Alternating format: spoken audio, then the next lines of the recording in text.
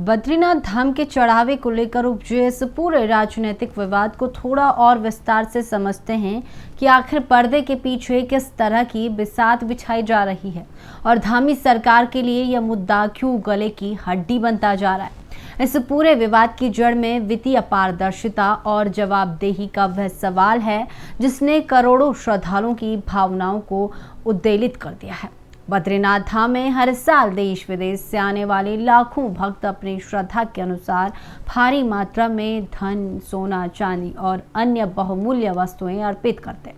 विपक्ष ने इसी चढ़ावे के रख रखाव, उसके ऑडिट और सही उपयोग के लिए कर सरकार की नीतियों पर सीधे उंगली उठाई है। कांग्रेस सहित तमाम विपक्षी दलों का तर्क बेहद तीखा है। उनका कहना है कि जब सरकार हर छोटे बड़े मोर्चों पर खुद को पारदर्शी और डिजिटल साबित करने में जुटी रहती है तो फिर सनातन आस्था के सबसे बड़े केंद्र से जुड़े आर्थिक आंकड़ों को पूरी तरह सार्वजनिक करने में हिचकिचाहट क्यों है। विपक्ष का आरोप है कि चढ़ावे के प्रबंधन में नियमों की अनदेखी हो रही है।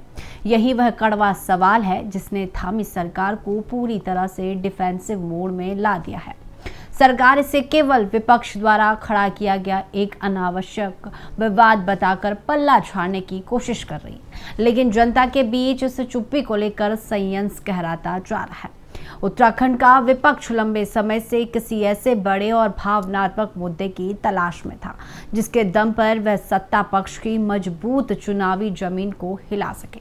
अंकिता भंडारी प्रकरण, भर्ती घोटालों की लंबी फहरिस्त और सख्त भू कानून की मांग के बाद अब बद्रीनाथ चढ़ावा विवाद विपक्ष के हाथ लगा सबसे ताजा और मारक हथियार बन चुका है। कांग्रेस इस पूरे मामले को केवल एक प्रशासनिक गड़बड़ी या वित्तीय हेरफेर के रूप में नहीं देख रही, बल्कि इसे सीधे तौर पर आस्था बनाम जवाबदेही का मुद्दा बना रही है।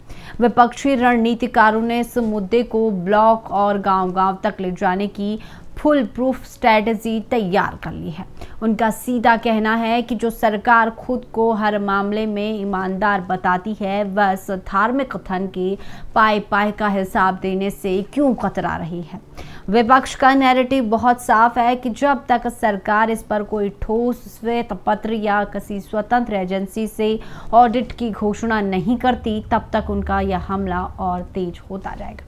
इस पूरे घटनाक्रम ने बीजेपी के भीतर और संगठन के रणनीतिकारों को भारी चिंता में डाल दिया है। इसकी सबसे बड़ी वजह यह है कि बीजेपी की राजनीति का जो सबसे मजबूत पिलर है वह धार्मिक और सांस्कृतिक सरोकार ही है। पार्टी हमेशा खुद को सनातन मूल्यों और चारों धामों की रक्षक और संरक्षक के रूप में पेश करती आई है। चार धाम यात्रा न केवल राज्य की सांस्कृतिक पहचान है बल्कि यह उत्तराखंड की आर्थिकी की रीढ़ भी है।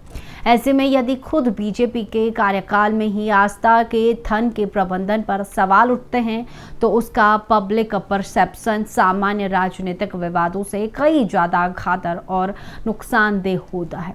राजनीतिक विश्लेषकों का मानना है कि इस बेहद संवेदनशील मुद्दे पर सरकार की लंबी चुप्पी या टाल मटोल वाला रवैया उस भरोसे को कमजोर कर सकता है जो बीजेपी ने उत्तराखंड के पारंपरिक और धार्मिक मतदाताओं के बीच बरसों की मेहनत से कमाया है। यह कोई पहली बार नहीं है जब उत्तराखंड में किसी धार्मिक प्रबंधन या मंदिरों की व्यवस्था को लेकर सरकार और जन भावनाएं आमने सामने खड़ी हुई हो।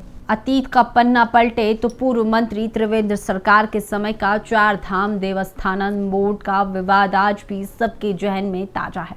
उस वक्त भी सरकार ने संवादहीनता और बिना स्थानीय लोगों को विश्वास के लिए कड़े फैसले थोपे थे, जिसके चलते चलते भारी जन आक्रोश झेलना पड़ा था। अंततः चुनाव से ठीक पहले बीजेपी को बैकफुट पर आते हुए उस पूरे कानून को वापस लेना पड़ा था। राजनीतिक गलियारों में चर्चा जोरों पर है कि बद्रीनाथ धाम चढ़ावा विवाद भी धीरे धीरे उसी देवस्थानम बोर्ड वाले ट्रैक पर आगे बढ़ रहा है। इतिहास गवाह है कि देवभूमि में जब भी धार्मिक मामलों पर सरकार और स्थानीय हकूधारियों या आम जनता के बीच दूरी बढ़ी है तब एक बड़ा राजनीतिक संकट खड़ा हुआ है। धामी सरकार के लिए सबसे बड़ी चुनौती यही है कि वे इस विवाद को एक और देवस्नातम कांड बनने से रोके। इस पूरे विवाद के बीच जो सबसे महत्वपूर्ण और बुनियादी सवाल तैर रहा है वह यह है कि क्या लोकतंत्र में जनता और देश भर के श्रद्धालुओं को यह जानने का पूरा अधिकार नहीं है कि उनके द्वारा दान की गई राशि का उपयोग किस तरह के जनहित, जन सुविधा या धार्मिक कार्यों में हो रहा है। राजनीति में असंतोष और सवाल तब तक ही नियंत्रित रहते हैं जब तक उन पर तथ्यों और आंकड़ों के साथ बात की जाए, लेकिन जब सरकार के स्तर से विस्तृत जानकारी सार्वजनिक करने में देरी होती है तो अफवाहों और मनगढ़ंत आरोपों का बाजार और ज्यादा गर्म हो जाता है। लोग अब केवल घोषणाओं और दावों से संतुष्ट होने वाले नहीं हैं। धामी सरकार के लिए समय केवल विपक्ष के बयानों को राजनीति से प्रेरित बताकर खारिज करने का नहीं है, बल्कि एक स्पष्ट और पारदर्शी व्यवस्था के जरिए जनता के सामने दूध का दूध और पानी का पानी करने का है। तो कुल मिलाकर बात यह है कि बद्रीनाथ धाम के चढ़ावे से उठा या सियासी बवंडर महज अखबारों की सुर्खियों या टीवी डिबेट्स तक सीमित रहने वाला नहीं है।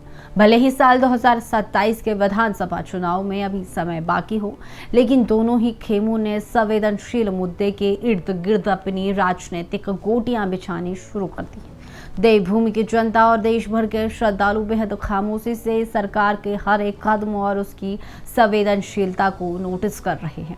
अब यह पूरी तरह से सरकार की कार्यशैली पर निर्भर करता है कि क्या वे समय रहते एक स्वतंत्र ऑडिट या विस्तृत रिपोर्ट कार्ड सामने रखकर इस विवाद का परमानेंट इलाज करते हैं, या फिर यह मुद्दा आने वाले दिनों में उत्तराखंड की पूरी सियासत का रुख और चुनावी समीकरण बदलने का सबसे बड़ा टर्निंग पॉइंट साबित होता है। ये तो देखना बाकी है। तो चलिए फिलहाल के लिए बस इतना ही। बने रहे उत्तर भारत लाइव के डिजिटल प्लेटफॉर्म के साथ और इस खबर पर आपकी क्या राय है कमेंट बॉक्स में बेबाकी से साझा करें।